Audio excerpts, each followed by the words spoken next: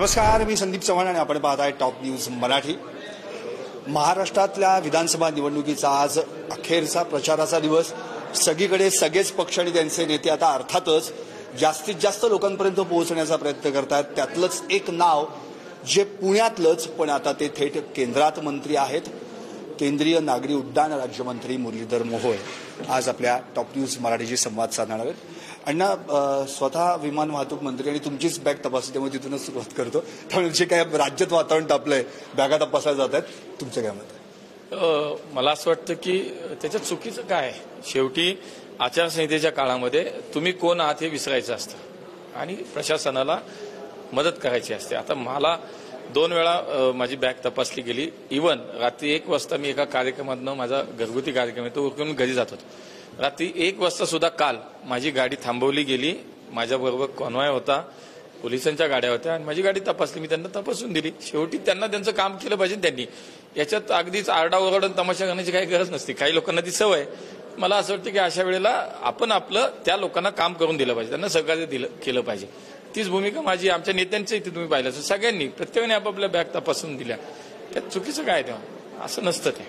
अण्णा, एकंदरीतच आता महाराष्ट्र विधानसभा निवडणुकीमध्ये भाजपचा जो रोल आहे, म्हणजे आता महायुतीमध्ये सर्वात मोठा भाऊ म्हणून आता भाजप गेल्या 2 निवडणुकांपासून आपण पाहतोय, पण 2019ला त्यांच्या 2014च्या मानाने तुमच्या जागा अगदी कमी झाल्या, म्हणजे अगदी 123 वरून तुम्ही 105 वर आलात। यावेळी काय आपण याच्यापेक्षा जास्त जागा मिळवणार आहात, कसा अंदाज काय सांगता? नाही, मला निश्चित महायुती म्हणून यावेळेस खूप चांगलं यश येईल असं वाटतं। मी संपूर्ण पश्चिम महाराष्ट्राचा प्रवास केलाय। एकूण मागच्या 10 वर्षात मोदीजींच्या सरकारने या महाराष्ट्राला, पश्चिम महाराष्ट्राला खूप काही योजना दिल्या। जवळपास 10 लाख कोटी रुपयाची विकास कामं मागच्या 10 वर्षात राज्यात झाली। आणि त्यानंतर जर आपण पाहिलं तर या 2.5 वर्षाच्या काळात या सरकारनं, महायुतीच्या सरकारनं सुद्धा खूप चांगलं काम केलं या राज्यामध्ये। शेवटी जनता कामाला मत देते, विश्वास शेवटी जनता तुम्ही काय केले, तुम्हाला निवडून दिल्यानंतर तुम्ही जनतेसाठी काय केले, या राज्याच्या विकासासाठी काय केलं हेच पाहणार आहेत। आणि ते मला असं वाटतं की केंद्र सरकार असेल, 2.5 वर्षाचं मागचं महायुती सरकार असेल, यांनी इतकं प्रचंड काम केलं की महाराष्ट्रातली जनता पुन्हा एकदा निश्चित महायुतीसोबत राहील असा मला विश्वास वाटतो। पश्चिम महाराष्ट्र म्हणून मला असं वाटतं की 58 जागा जिथं आहेत तिथं आम्ही खूप सगळा प्रवास मी केलाय। मी पाहिलंय की प्रत्येक ठिकाणी उत्स्फूर्त प्रतिसाद महायुतीच्या उमेदवारांना मिळत होता। त्यामुळे पश्चिम महाराष्ट्राचं अधिक चांगलं यश आम्हाला मिळेल असं मला विश्वास वाटतो। नक्की, तुम्ही पश्चिम महाराष्ट्रात सगळीकडे दौराही केलात, वेगवेगळ्या ठिकाणी सभा देखील घेतलीत आणि एका सभेत तुम्ही असं उल्लेखही केलात की पक्षाने मला मोठं केलंय, आता तुम्ही पक्षाला मोठं करा। काय म्हणजे याबद्दलची काय भूमिका? माझ्या गावाकडच्या लोकांचा तो मेळावा होता। मुळशी तालुक्यातून मी येतो आणि मला असं वाटतं की मी तेच आव्हान असं केलं की मला शेवटी तुम्ही माझ्या सोबत आहात, तुम्ही माझ्या सोबत गेले 30 वर्ष आहात, मुळशी तालुक्यातली माझी लोक, आणि मी जे काही करत माझ्या कुठल्याही प्रयत्नांना किंवा कुठल्याही माझ्या कामाला माझ्यासोबत त्यांचा कायम पाठिंबा असतो। मग आज त्याच्यामुळे माझ्या पक्षाने मला संधी देत गेली आणि तुमची साथ मला मिळत गेली आणि म्हणून माझा हा प्रवास इथपर्यंत आलाय। तर आता मला माझ्या पक्षाने तुमच्या मुळशीतला एक माणूस, एक कार्यकर्ता भाजपने इतका मोठा केलाय, तर माझं आव्हान आपल्याला राहील की आता मग मुळशीकरांनी भाजपसाठी मदत करावी, भाजपला या सगळ्या निवडणुकीत साथ द्यावी असं आवाहन मी केलं। आणि अगदी एक शेवटचे 1-2 प्रश्न की मुळातच आता जे काही महाराष्ट्रातलं वातावरण आहे भाजपविषयीचं किंवा महायुतीविषयीचं, तर कुठेतरी अँटी-इन्कम्बन्सी आहे असं म्हटलं जातं, पण आणि त्यासाठी तुम्ही राष्ट्रीय पातळीवरचे नेते उतरवले होते, मग आदित्यनाथ योगी असतील किंवा आणखी बाकीचे सगळे, ते बटेंगे कटेंगे किंवा एक है तो सेफ है, हे जे नारे आहेत हे लोकांना कदाचित रुचले नाहीयेत की काय, त्यामुळे बुमरँग होते असं वाटतं? मग वोट जिहाद हा उचला का? वोट जिहाद करेंगे हे उचलं का? मला असं वाटतं की शेवटी एखाद्या राज्याची सार्वत्रिक निवडणूक त्या पक्षाचे सर्व नेते येतात। काँग्रेसचे राहुल गांधी आले, प्रियंका गांधी आले, सगळे आले ना, मल्लिकार्जुन खरगे आले, कोण नाही आलं? माझ्या पक्षाचा सर्वोच्च नेता माननीय मोदीजी आहेत, ते जर माझ्या इथं आले असतील महाराष्ट्रात तर त्यात गैर काय? पण मला असं वाटतं की हा जो विषय आहे की हम एक है तो सेफ आहे, ह्या सगळ्या याच्यावरती राष्ट्रीय एकात्मतेचा विचार आहे।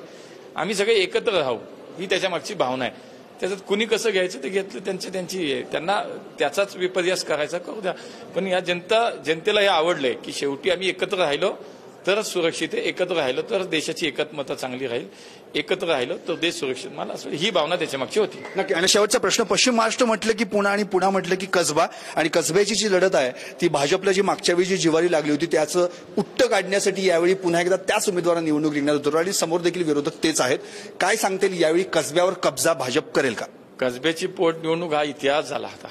त्याच्यानंतर लोकसभेची निवडणूक झाली आणि त्या लोकसभेच्या निवडणुकीमध्ये कसब्यातल्या मतदारांनी मला 15,000चं मताधिक्य दिलं.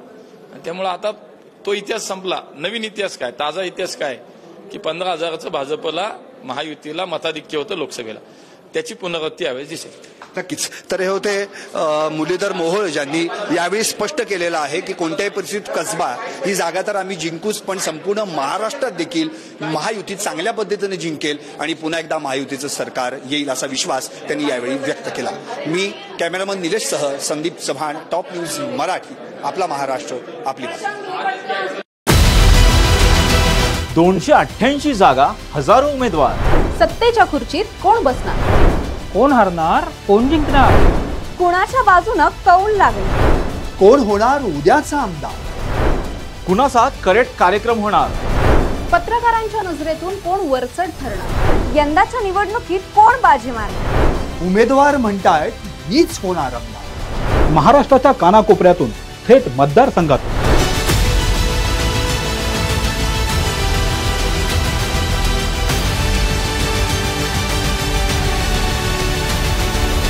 टॉप न्यूज मराठीची संपूर्ण टीम विधानसभेसाठी सज्ज. पहा कोण होणार आमदार.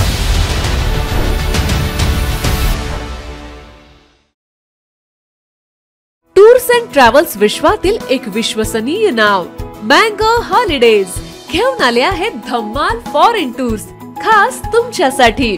एक्झॉटिक युरोप 17 रात्री 18 दिवस, साऊथ आफ्रिकन सफारी 9 रात्री 10 दिवस, नॉर्दर्न लाईट्स 8 रात्री 9 दिवस, दुबई अबुधाबी 5 रात्री 6 दिवस, व्हिएतनाम कंबोडिया 8 रात्री 9 दिवस. तर आजच आपली सीट बुक करा आणि आपल्या फॉरेन टूर्स मेमोरेबल करा.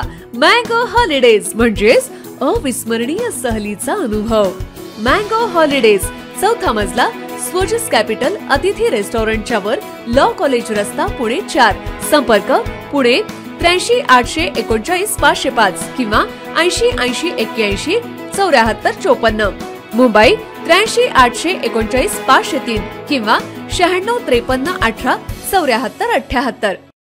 कम ऑन गाइस, हरी अप. यार सुन ना, एक ब्रेक ले लेते हैं. Guys I am telling you, तुम लोगों को सही से ट्रैकिंग नहीं आता. But that's okay, you can learn. रोज का ढक्कन देना. ये रेड वाला है, सही वाला देना. अबे ढक्कन, पहले तो सही पानी पीना.